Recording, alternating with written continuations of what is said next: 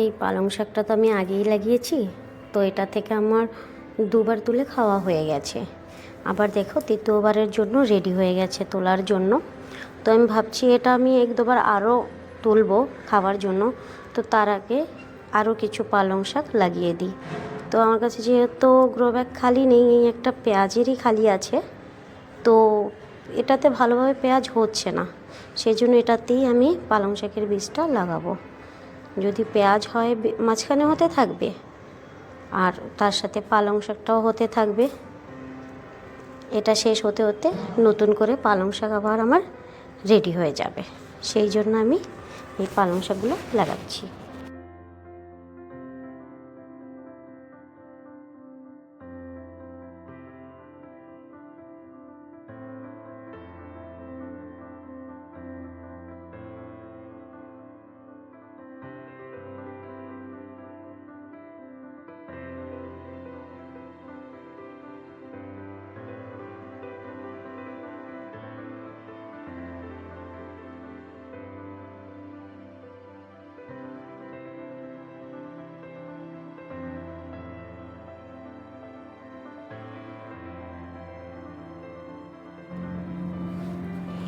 এই দেখো আমি মূলো গাছ লাগিয়েছিলাম, তো মাত্র ছোটো মূলোগুলো হতেও শুরু হয়েছে।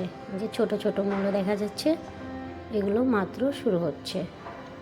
তো ভাবছি এগুলো বড় হতে হতে এখন যদি আর কিছু বীজ লাগিয়ে দিই, তাহলে যখন আমি এই মূলোগুলো তুলে খাবো তখন ওগুলো রেডি হয়ে যাবে আমার। সেই জন্য কিছু বীজ আজকে আরও লাগাবো। একটু গাজরও লাগাবো আমি, আর কিছু গাজরের বীজও লাগাবো। তো গাজরের বীজটা লাগিয়ে নিই, তারপরে কিছু মূলও লাগাবো। গাজর আমি লাগিয়েছি, কিন্তু তেমন একটা ভালো হয়নি। দিল্লিতে এখনও সেরকমভাবে ঠান্ডা পড়েনি, নভেম্বর মাসও শেষ হয়ে গেল, কিন্তু সেরকমভাবে ঠান্ডাটা পড়েনি। হয়েছে অল্প অল্প অল্প অল্প হচ্ছে গাজর। তো ভাবলাম এখন তো ডিসেম্বর চলে আসবে, কিছু গাজর এখন আরও লাগিয়ে দিই। যদি এবার ঠান্ডাটা পড়ে তাহলে হয়ে যাবে ভালোভাবে।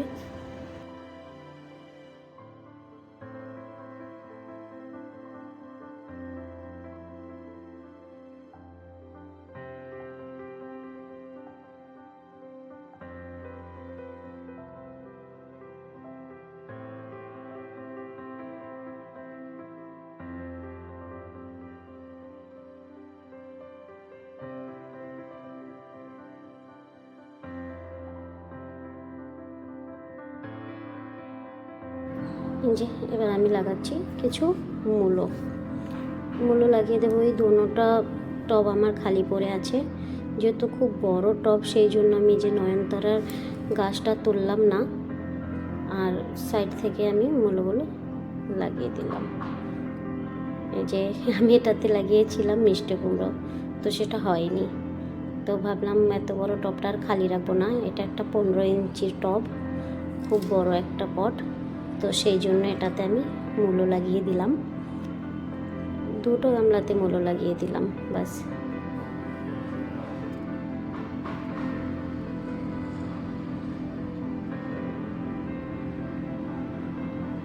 এটাতেও একটা নয়নতারার গাছ আছে, আর একটা টমেটো গাছও আছে। মূলোগুলো যেহেতু জমিনের নিচে হবে, তাহলে আমার মনে হয় না কোনো অসুবিধা হবে, সেই জন্য আমি আর এই গাছগুলো তুললাম না, এর ভিতরেই আমি মূলো লাগিয়ে দিলাম।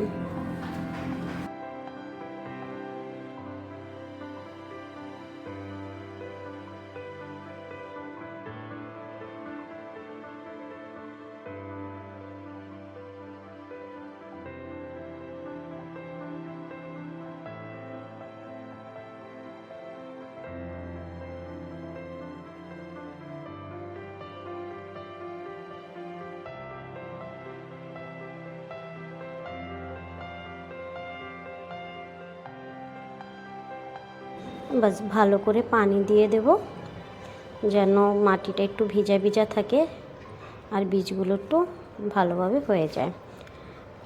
আমার কথা শুনে অনেকে বলতে পারো যে কী ধরনের কথা বলে, বুঝতে পারি না। আসলে আমি দিল্লিতে থাকি, তো এখানে বাংলা বলার মতন কেউ নেই। তো এই ভিডিওতেই বাংলা বলি আমি, সেই জন্য মাঝে মাঝে একটু একটু হিন্দি চলে আসে।